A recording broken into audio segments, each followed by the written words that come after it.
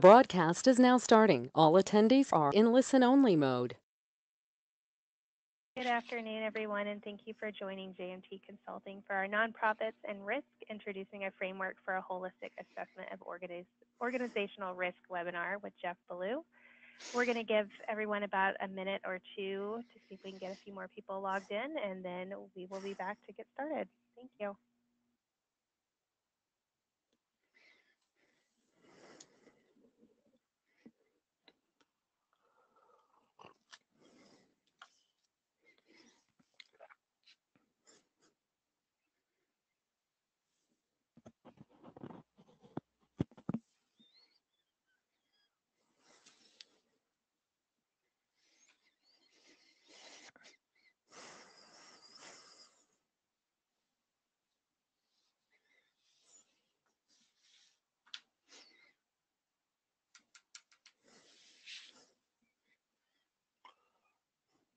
Looks like we have a few more people joining, so we'll give them one more minute and then we will get started. Thank you for your patience.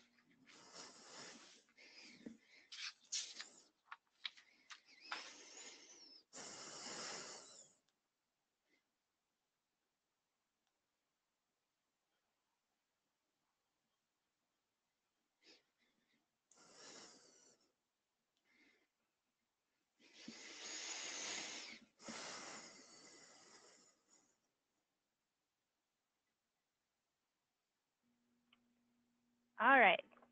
Thank you again for joining us for our webinar today with Jeff Ballow. Again, it's Nonprofits and Risk, Introducing a Framework for a Holistic Assessment of Organizational Risk.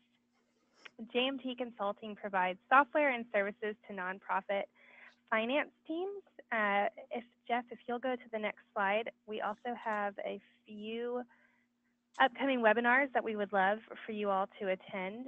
You can find them by going to jmtconsulting.com in our events and calendars page. And again, they are free to register and we would love to have you. A little bit more about Jeff. He has more than 15 years of experience helping nonprofits manage and develop their financial and human resources.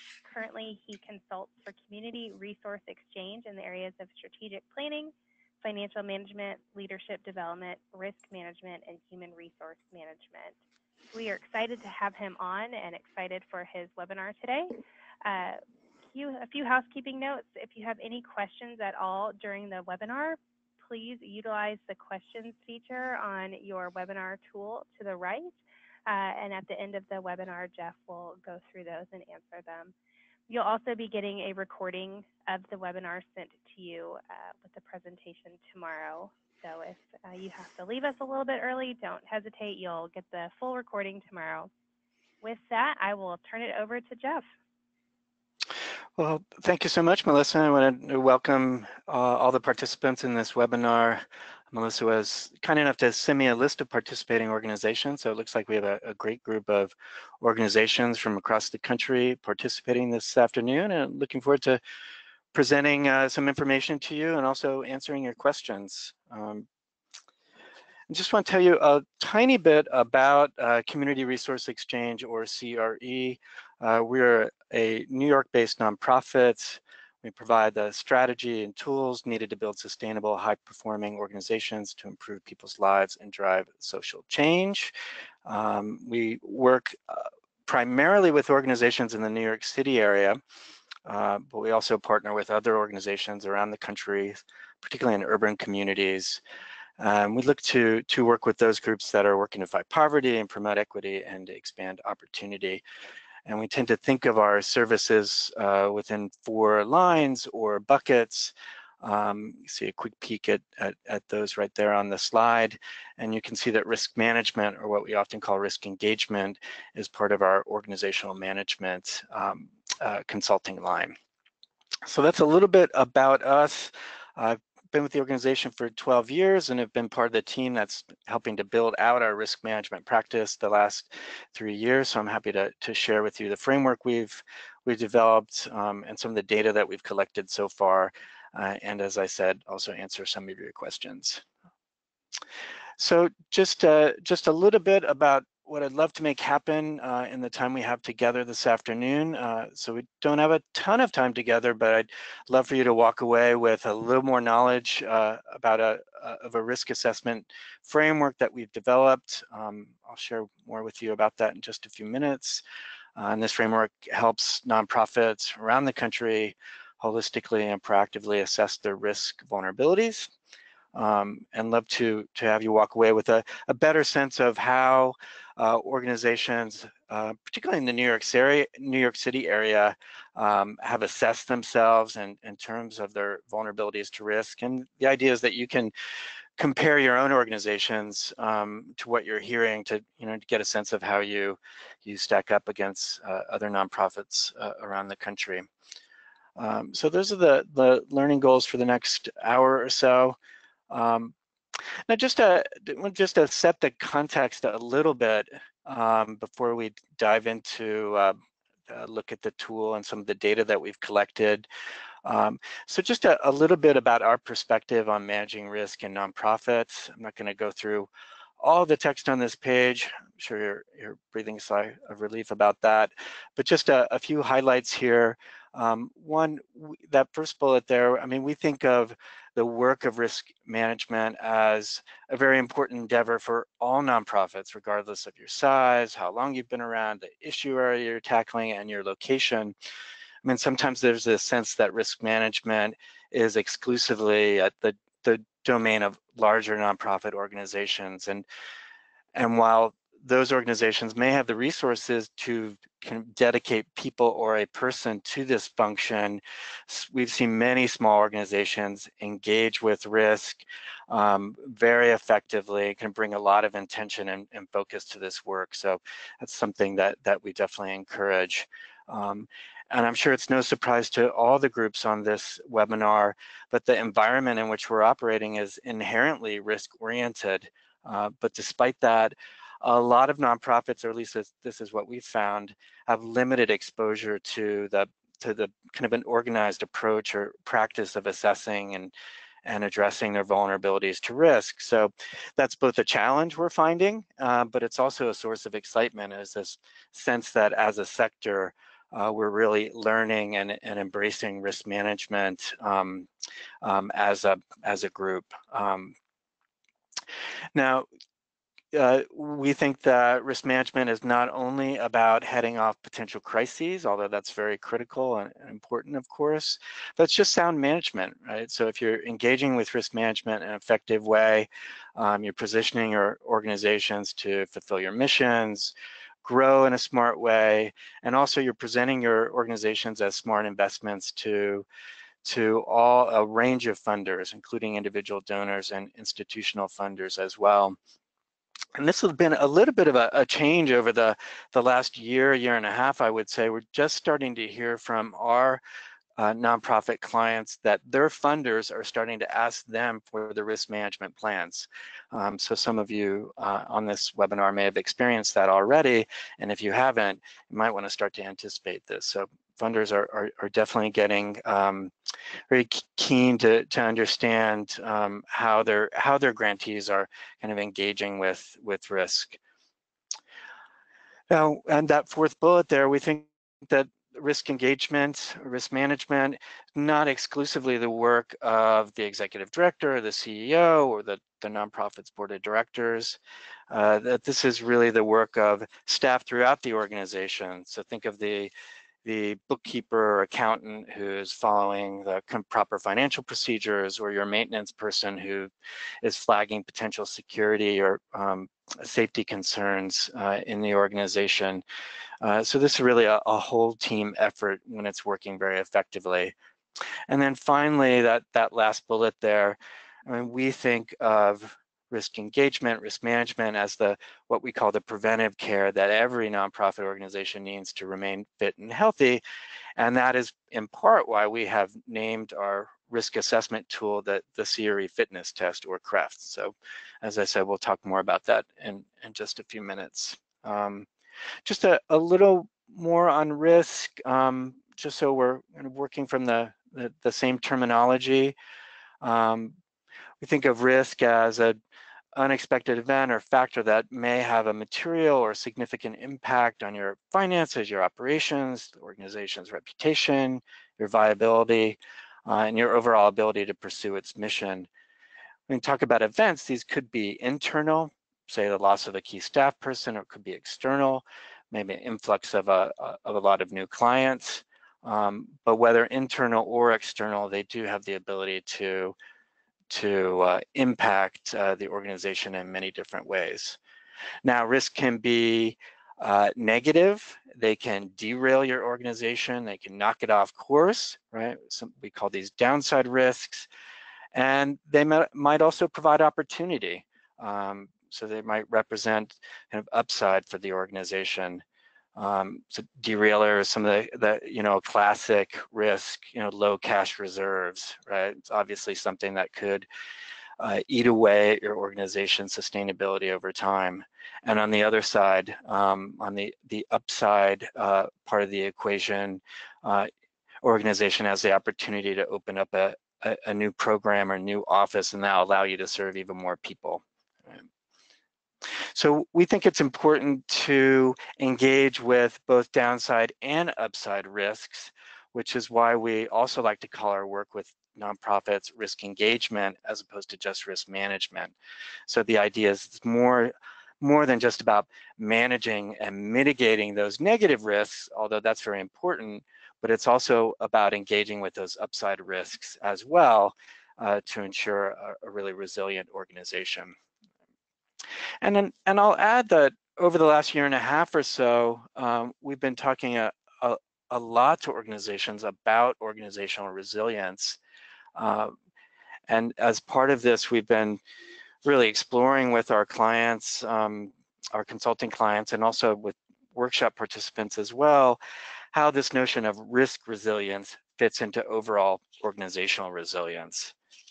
And part of what we've heard and having that conversation with probably 200 nonprofits over the last 18 months, got a really good sense of what some of the key organizational risks are that they're facing. So in other words, what's keeping those nonprofit leaders up at night? So I wanted to share a little bit of what we've been hearing from groups. So certainly been hearing a lot that organizations across the city, and we've been hearing this in other parts of the country as well, really bracing for change, right? So everything that could be coming down the pike that may impact the organization in a variety of different ways, and also the communities that they serve. And this has certainly only intensified in the last few months as federal policies have continued to change and different budget priorities have been established. So this is very much top of mind for the organizations we've been working with. Groups are also concerned with staying on top of all aspects of financial management. I saw a list of participants. I know there's a lot of finance folks on the webinar, so I'm sure this probably resonates for you. And this is about being attuned to the whole spectrum of financial management activities, from bookkeeping right through to budgeting and reporting and managing grants and contracts as well. Also here, probably not surprisingly, that organizations are concerned about sustainability. And I think this has also been intensified over the last few months. And just a few specific things that we've heard. So worried about high dependency on a source of income. It could be government funding, it could be foundation funding, it could be individual giving. As it relates to funding, another thing that we've heard is that groups are concerned that institutional funders in particular are doubling down on quote unquote essential areas, and those organizations may not be falling into that category. And we saw this quite a bit during the Great Recession here at CRE, when at least in New York City, a lot of the funding started to flow what were considered what were considered core human services, like housing, emergency feeding, and moved away from other issue areas that were considered less essential, like after school, which we know is also very important. And then certainly we've heard that groups are concerned about both planning for the short term and also looking a little bit further out and doing some long-term sustainability planning as well, with a particular focus on funding. Also heard that leaders are concerned about how to effectively lead their organizations through change. This, I think, is the first bullet there. It might not be surprising to those senior leaders on the call, but executive leaders are feeling alone or unsupported. Again, I think that's even more so over the last few months or so, maybe going a little bit back a little bit further than that. And then we're also hearing that groups are unsure when they should start acting based on the potential of future changes. So when should they move? When should they act? I mean, they hear about potential trends coming down the pike, but when is the right moment for that organization to actually to do something, to make a decision and then implement on that decision? So these all get, as I mentioned earlier, to some of the key risks that organizations are facing. And we certainly, as we launched our risk assessment tool and started to gather data, I mean, certainly some of these findings, these key risks that have emerged, really have been reinforced through some of the data that we've been collecting. So here's a simple or kind of typical risk assessment framework. This is the one we use with clients.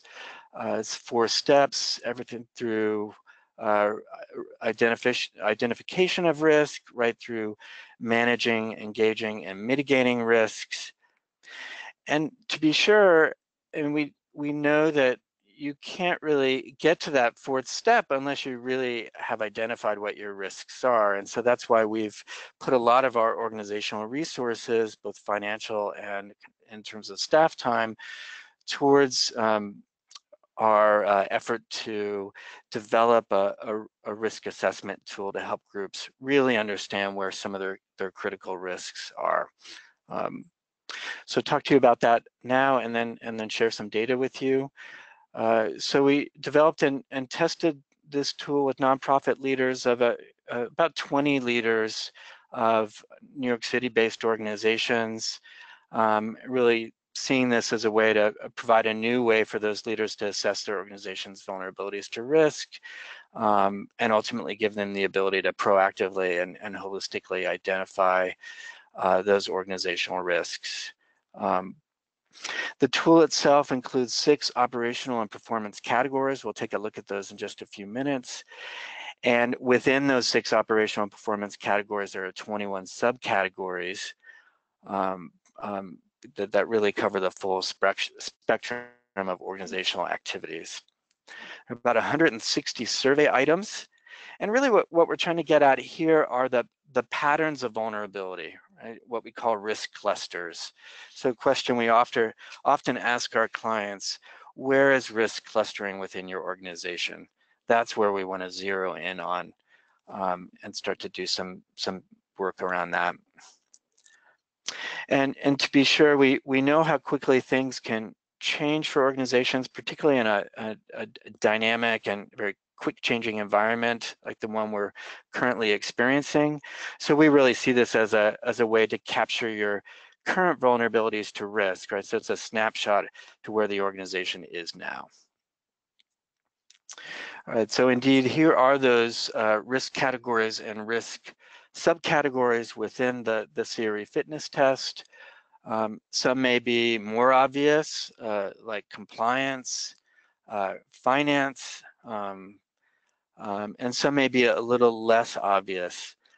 So for example, external environment, it's really about how your organization is kind of engaging with the outside world. So community needs, are you factoring in how the needs of your community, of your clients and your communities overall are changing? And are you doing something with that data, right? Are you using that data to inform the design of your programs? Right?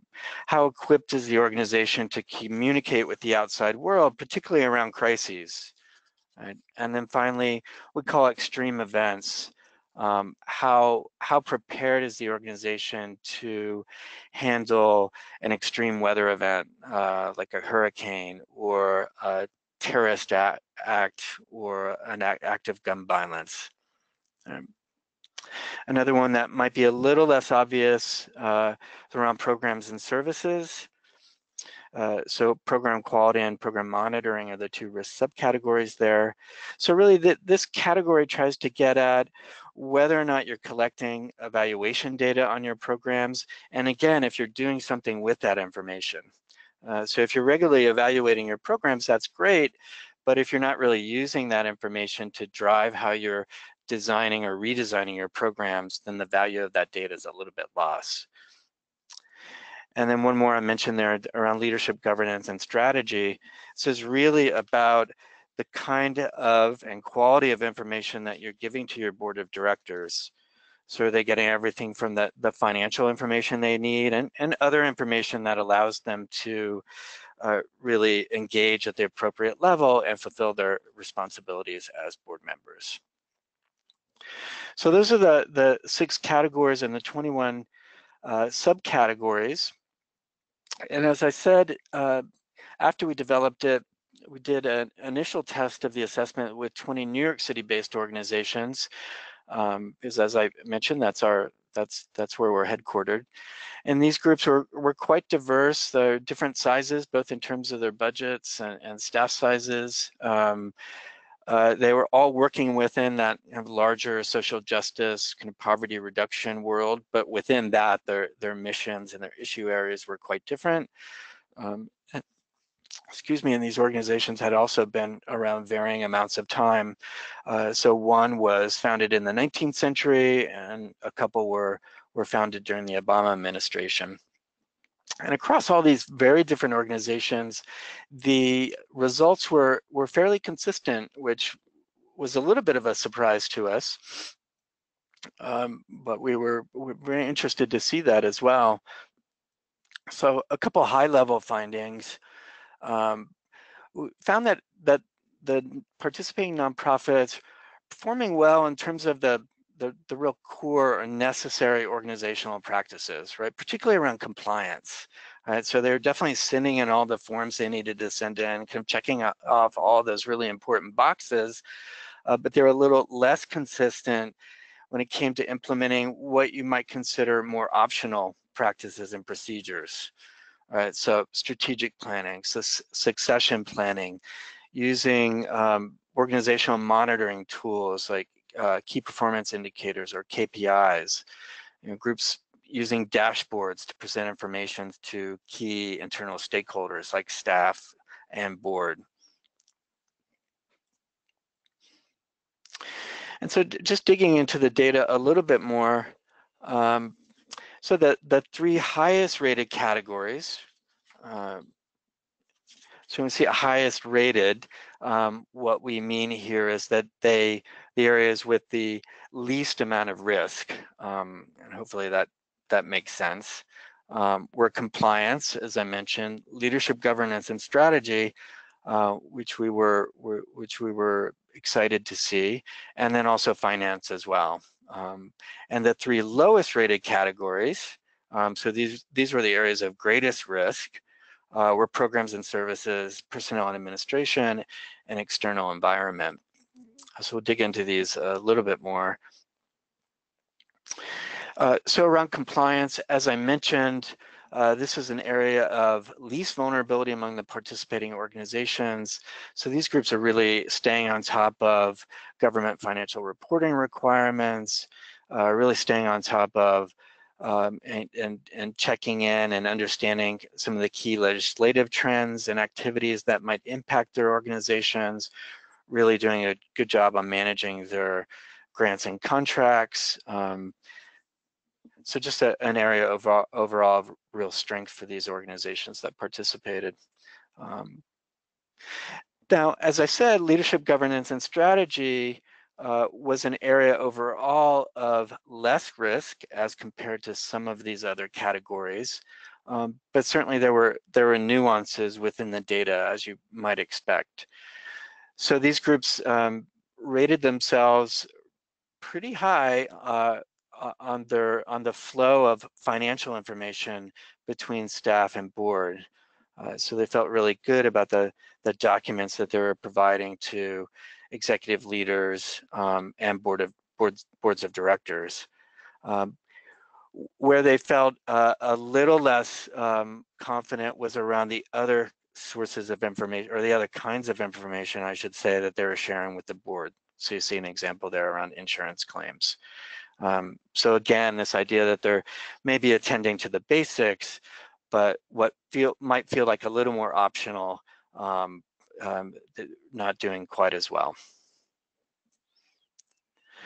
Also, mixed levels of risk within finance, even if that was an area of less risk overall.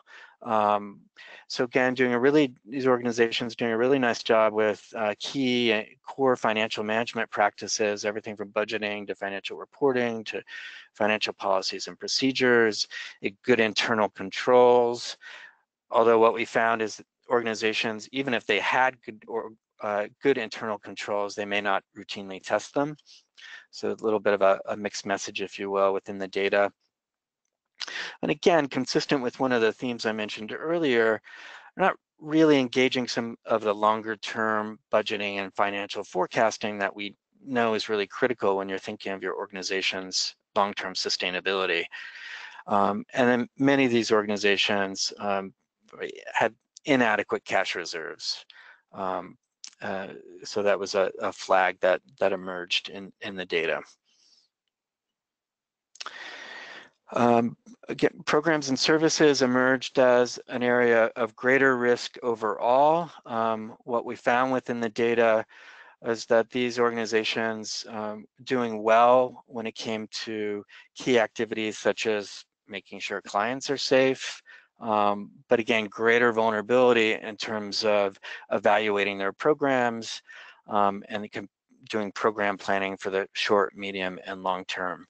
And what we've seen with clients is that for those organizations that are not really evaluating their programs, I mean, ultimately they may not be meeting the needs of their clients, and that could present financial risk for the organization if they start to lose funding. And there's also reputational risk involved as well. So it's something that we're definitely reinforcing with our clients.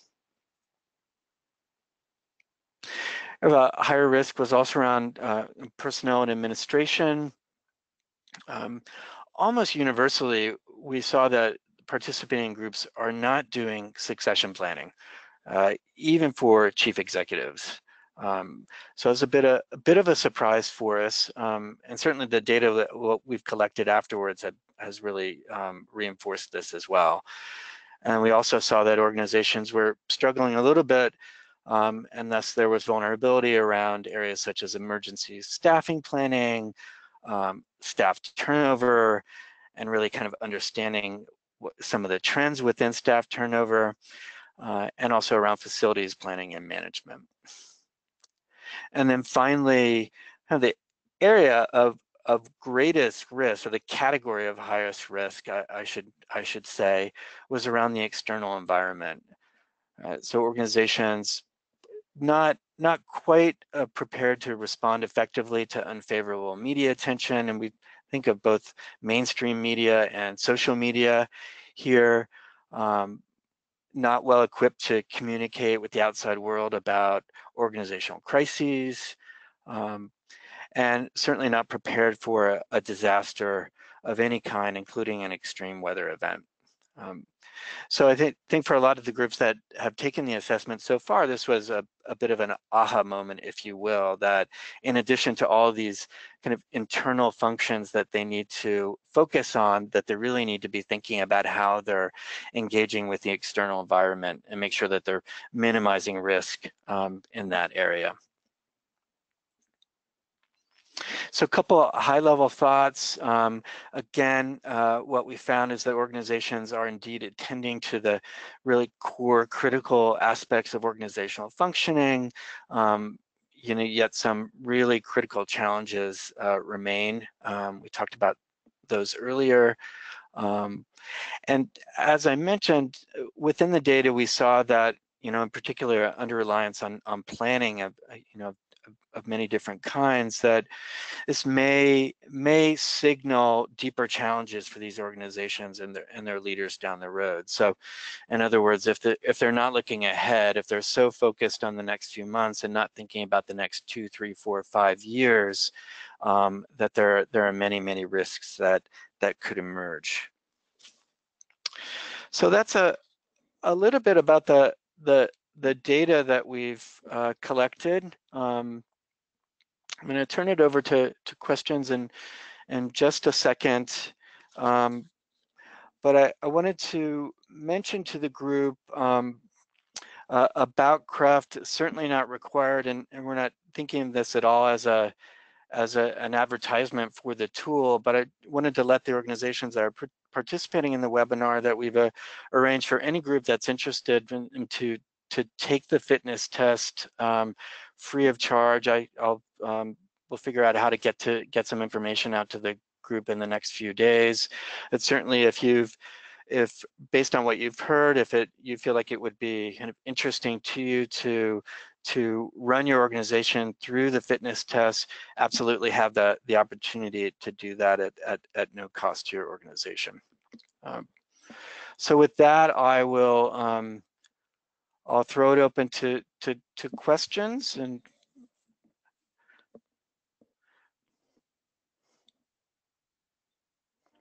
just a reminder that if you have questions, you can use the little questions box on the toolbar of your GoToWebinar.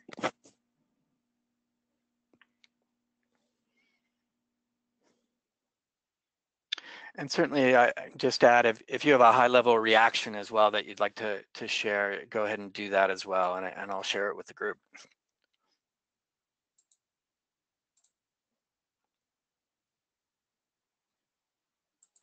Let's see, it looks like someone is still typing, and then a question about whether or not we're going to get the PowerPoint presentation by email. Yes, Melissa, jump in here if you'd like, but I think the idea is to get that out to the group within the next day or two. Is that right? Yes, that is correct. Everyone will get the presentation and the recording. And Michael, I'm seeing your question about series services. So probably the best thing to do is for us to connect offline. I believe I have your email address, so I'm happy to reach out to you, and I can tell you a little more about our services and what they cost.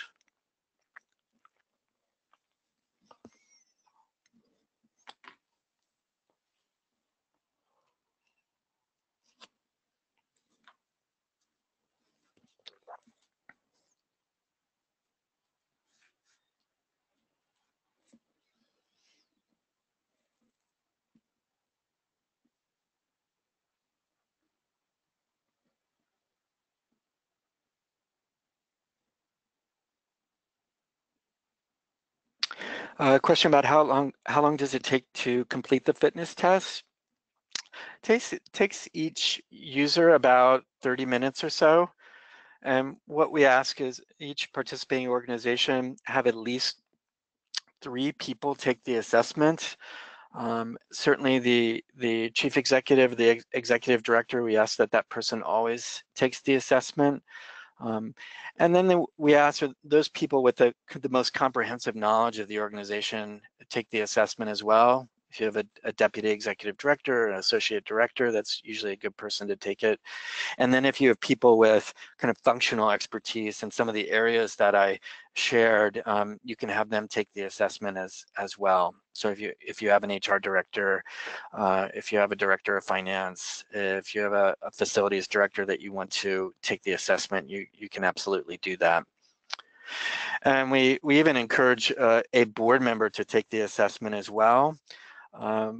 Really more as a kind of an educational activity, certainly that person may be able to weigh in on that leadership, governance, and strategy category, particularly around the kinds and quality of information that they're getting from the staff. But what we found is that even going through the assessment and looking at some of the questions that the staff are answering has been enlightening for board members.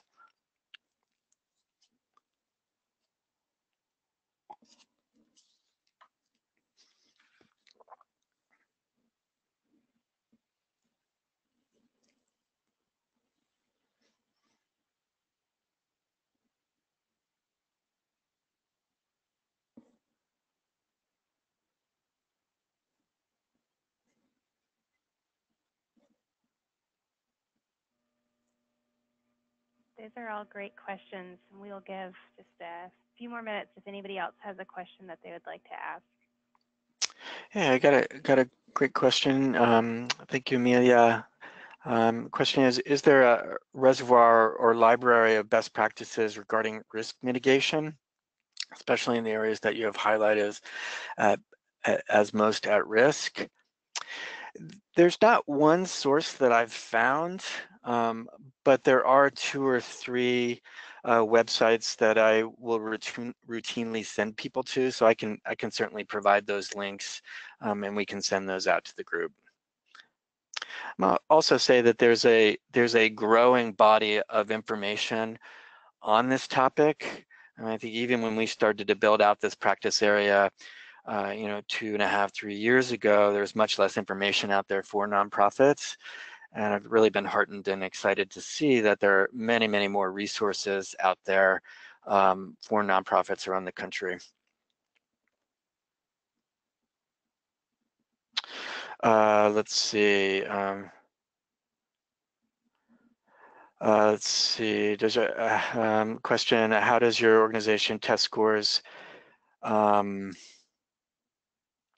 Let's see if I can understand this. It's how does your organization test scores?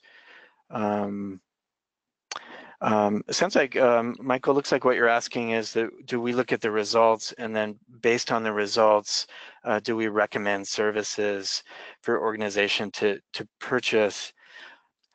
That's not how we approach the exercise. Typically, if we have the opportunity, we will sit down with the organization. We'll walk through the report with key staff, and it's really more of a conversation with staff, since they have much more context about the organization and know the inner workings of their organization, about how the data is resonating for them. And often the conversation stops there, and sometimes it goes beyond that, but we don't see the assessment as a way to sell services to clients. So hopefully that answered your question.